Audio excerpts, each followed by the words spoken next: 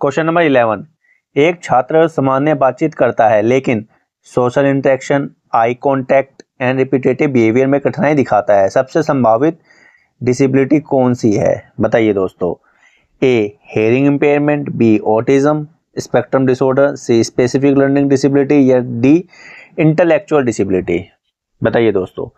देखिए दोस्तों, जो ASD होता है इसकी जो मुख्य विशेषता है वो है social communication difficulty, poor eye contact, किसी भी काम में इंटरेस्ट नहीं दिखाता और जो रिपीटेटिव बिहेवियर होता है इसमें। ठीक है दोस्तों, तो इसका सही आंसर है वो है option B.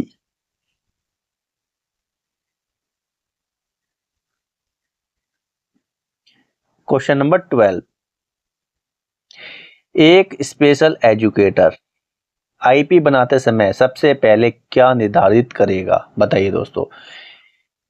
Annual examination marks, present level of performance, school timing या डी पेरेंट्स क्वालिफिकेशन। बताइए दोस्तों। देखिए दोस्तों, आईपी हमेशा प्रेजेंट लेवल ऑफ परफॉर्मेंस से शुरू होता है। पहले बच्चे की जो वर्तमान क्षमता है उसका असेसमेंट किया जाता है, फिर गोल्स और स्ट्रेटेजी तय की जाती है। तो सही आंसर क्या हुआ दोस्तों? इसका जो सही आंसर हुआ वो हुआ ऑप्शन बी। अब चलते हैं क्वेश्चन नंबर 13 की ओर। निम्नलिखित में से कौन सा फॉर्मेटिव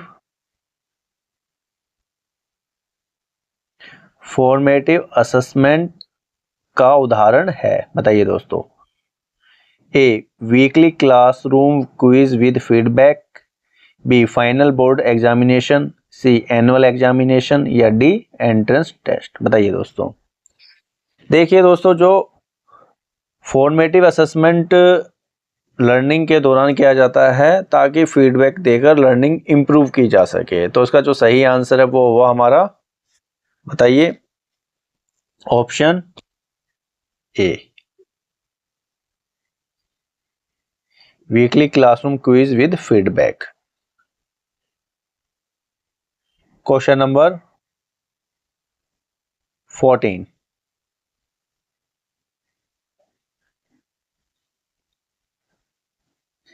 देखिए दोस्तों, ADHD वाले बच्चे के लिए सबसे प्रभावी क्लासरूम स्ट्रेटेजी कौन सी है? बताइए दोस्तों। Long return assignments, B short instruction with positive reinforcement या C punishment for hyperactivity या डी इग्नोर द चाइल्ड। बताइए दोस्तों, कौन सा सही आंसर होगा? देखिए दोस्तों, जो सही आंसर है वो है ऑप्शन बी। ADHD वाले बच्चों के लिए short instruction, task breakdown, positive जो रेंफोर्समेंट होती है और मूवमेंट ब्रेक सबसे इफेक्टिव स्ट्रेटजी मानी जाती है। तो इसका जो सही आंसर हुआ वो हुआ बी।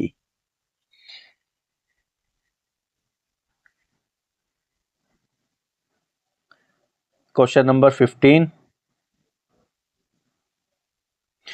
ब्लूम्स टैक्सोनॉमी में सबसे उच्च स्तर यानी कि हाईएस्ट लेवल कौन सा है? बताइए दोस्तों। 4 ऑप्शन आपके सामने,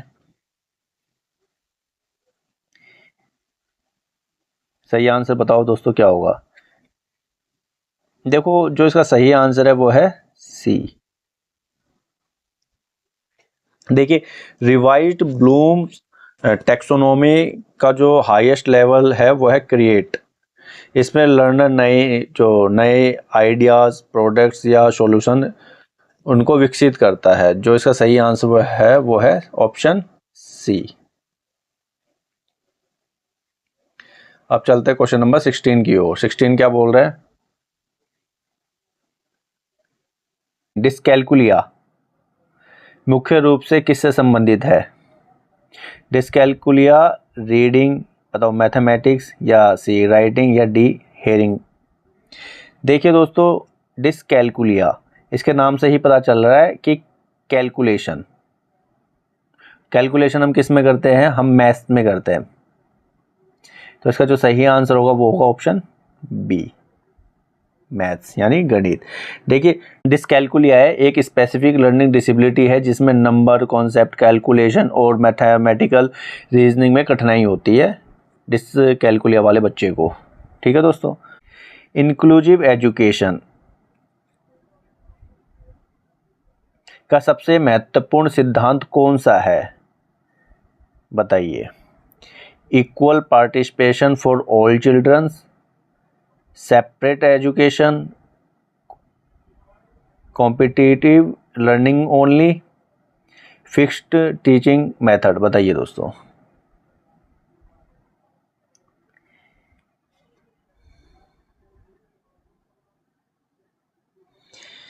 देखिए दोस्तों, इंक्लूसिव एजुकेशन का उद्देश्य है पार्टिसिपेशन, इक्वालिटी या इक्विटी, ठीक है, और इक्वल अपॉर्चुनिटी देना। तो इसका जो सही ऑप्शन है वो होगा ऑप्शन ए। सही आंसर है ऑप्शन ए। क्वेश्चन नंबर 18, यदि किसी विद्यार्थी को ब्रेल की आवश्यकता है तो वह किस डिसेबिलिटी कैटेगरी में आएगा, बताइए। हेयरिंग इम्पेयरमेंट, विजुअल इम्पेयरमेंट, सी ऑटिज्म स्पेक्ट्रम डिसऑर्डर, एक ऑप्शन और लगाओ, डी है इसका स्पीच एंड लैंग्वेज डिसेबिलिटी, बताइए दोस्तों। देखिए दोस्तों, जो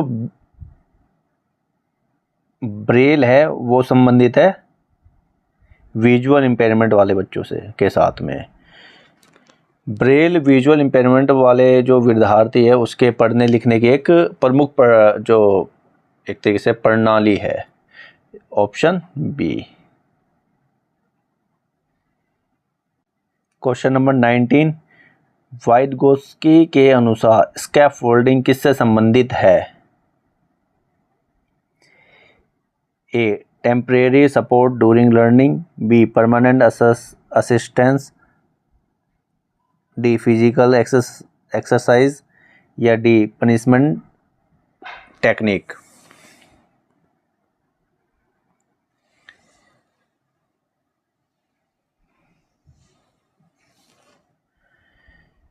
बताइए दोस्तों सही आंसर क्या होगा इसका।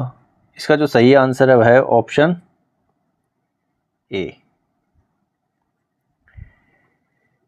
नेक्स्ट क्वेश्चन हमारे सामने,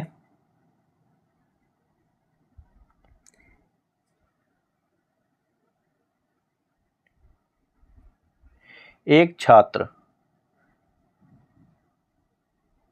को परीक्षा में एक्स्ट्रा टाइम दिया जाता है लेकिन प्रश्न पत्र और लर्निंग आउटकम्स के समान रहते हैं, यह किसका उदाहरण है।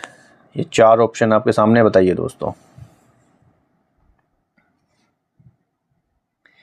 देखिए दोस्तों, अकोमोडेशन में लर्निंग ऑब्जेक्टिव्स नहीं बदलते, केवल एक्स्ट्रा टाइम, ठीक है, रीडर, सीटिंग अरेंजमेंट जैसी सुविधाएं दी जाती है, जबकि मॉडिफिकेशन में करिकुलम या लर्निंग आउटकम्स बदल जाता है।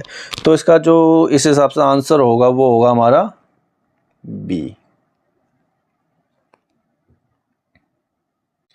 अगर आज का एमसीक्यूज यूज़फुल लगा हो तो वीडियो को लाइक, शेयर और सब्सक्राइब जरूर करें। रोज़ नए एमसीक्यूज़ के लिए जुड़े रहें all about special education YouTube के साथ में। Thank you for watching.